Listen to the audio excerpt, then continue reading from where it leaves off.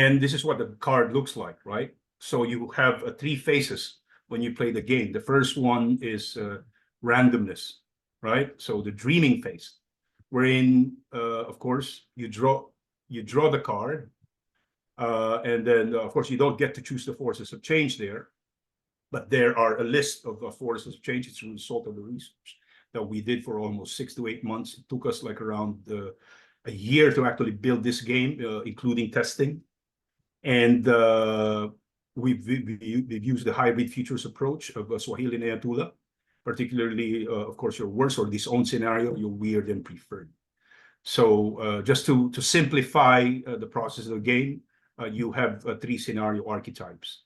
But then, of course, the forces of change are many. Like, so you have nature drivers of change, societal drivers of change, political forces of change. These are emerging issues, you know, and some forces of change that has been there in the last for thousands of years as well. You know, there are several forces of change despite, you know, the evolution of human consciousness or human society. Like, for example, atheism has been there in the last, 200 to 300 years. You know, some things will, I would say, in one book, that was the argument as well, that there are some things that will stay the same as ever.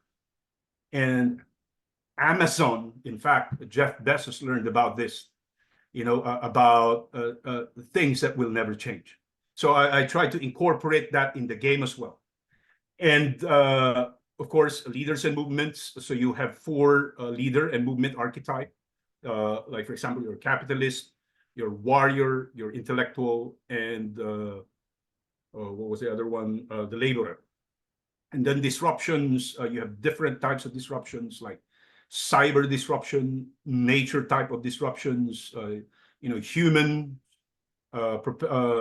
human-induced disruptions, of course, and other types of disruption, that are beyond our control, right? As human beings. So you have all of these phases. Okay, so of course it is played in these phases, right? But then, of course, in this game there are no winners and losers, because I try to construct it as some sort of an infinite game, right? The intent of the game was really like to help you generate as many as possible unthought-of future if you could, right? So that's the purpose of the game.